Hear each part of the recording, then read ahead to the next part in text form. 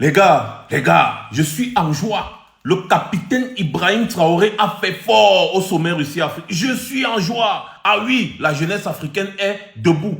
Remarquez que j'ai porté la tenue militaire. Pour ceux qui me connaissent, je n'ai jamais porté la tenue militaire depuis que je mène ce combat. Mais cet homme m'a fait... Je suis parti acheter une tenue militaire rien que pour faire cette vidéo. Oui, merci, mon capitaine. Écoutez la vidéo aussi. Écoutez-le. Écoutez-le. Je m'en vais m'excuser auprès des anciens que je pourrais vexer dans mes propos à venir. L'africanité oblige, les droits d'aînesse, je me dois de m'excuser. Camarades, j'ai quelques questions donc de ma génération, mille et une questions qu'on se pose. Mais nous n'avons pas de réponse. Et il se trouve qu'ici, nous pouvons laver donc notre linge sale parce qu'on se sent en famille. On se sent en famille en ce sens que la Russie est une famille aussi pour l'Afrique. C'est une famille parce que nous avons la même histoire. La Russie a consenti d'énormes sacrifices pour libérer le monde du nazisme pendant la Seconde Guerre mondiale. Les peuples africains, nos grands-pères, ont été déportés de force aussi pour aider l'Europe à se débarrasser du nazisme. Nous partageons la même histoire en ce sens que nous sommes les peuples oubliés du monde. Qu'ils soient dans les livres d'histoire, dans les documentaires ou films, on tend donc à balayer le rôle prépondérant qu'a joué la Russie et de l'Afrique dans cette lutte contre le nazisme. Nous sommes ensemble parce que actuellement nous sommes là pour parler de l'avenir de nos peuples, de ce qui va advenir demain, de ce monde libre auquel nous aspirons, de ce monde sans ingérence dans nos affaires internes. Nous avons les mêmes perspectives et je souhaite que ce sommet soit l'occasion donc de pouvoir tisser de très bonnes relations en vue d'un meilleur avenir de nos peuples.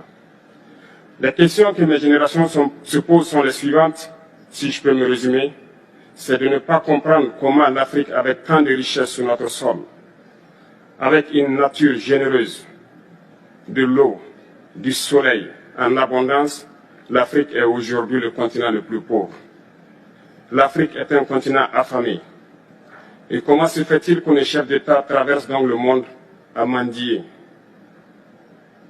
Voici des questions que nous nous posons et que nous n'avons pas de réponse jusque-là. Nous avons l'occasion de tisser de nouvelles relations. Et j'espère que ces relations puissent être les meilleures pour donner un meilleur avenir à nos peuples. Ma génération me charge aussi de dire que, par ce fait de pauvreté, ils sont obligés de traverser l'océan pour essayer de rallier l'Europe. Ils meurent dans l'océan. Mais que prochainement, ils n'iront pas traverser parce qu'ils viendront devant nos palais pour chercher leur pitance quotidienne.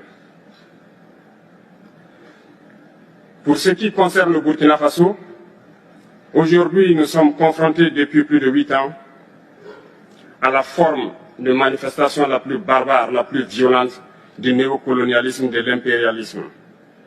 L'esclavage qu'on tend encore à nous imposer.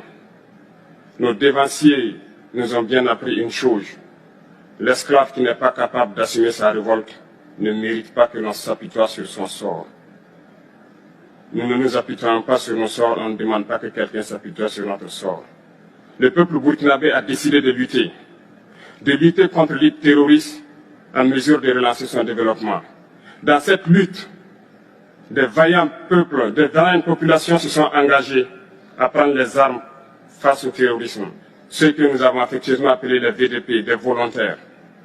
Nous sommes surpris de voir les impérialistes traiter ces VDP de milices et de tout type.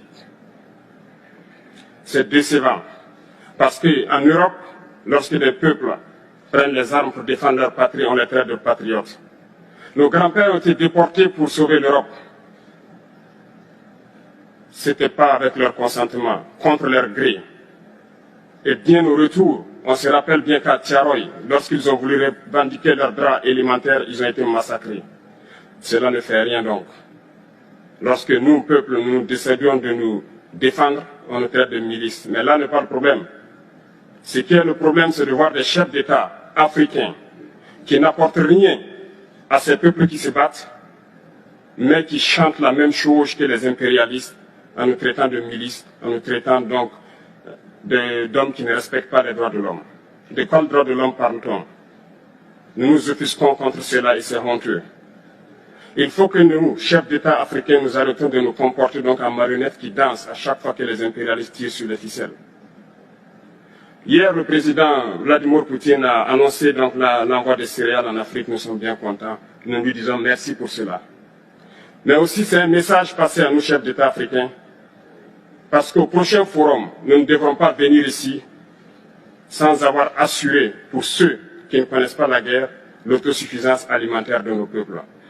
Nous devons prendre l'expérience de ceux qui ont pu déjà atteindre cela en Afrique, tisser de bonnes relations ici et tisser de meilleures relations avec la Fédération de Russie pour pouvoir assouvir les besoins de nos populations. Je ne serai pas peut-être long, le temps imparti est très court. Nous sommes obligés de nous arrêter à un moment donné.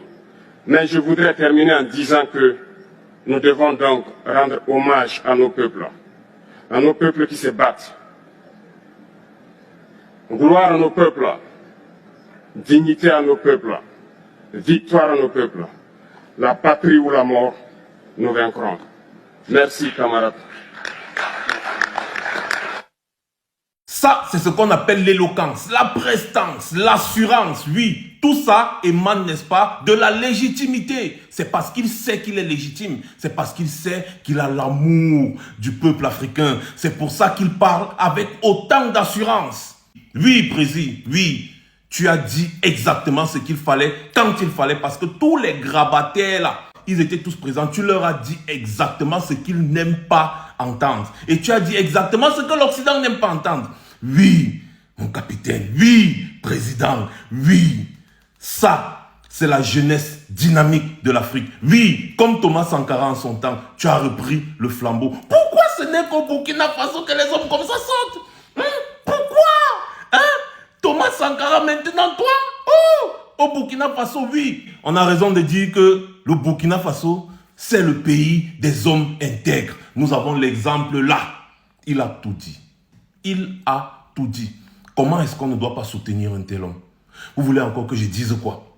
En tout cas, la famille, sur ma page Facebook hier, j'ai posté une vidéo des militaires camerounais là qui va bientôt faire le 1 million de vues en 24 heures. Alors, je voudrais que cette vidéo-ci du capitaine Ibrahim Traoré fasse plus que ça en moins de 24 heures. Rendons-la virale.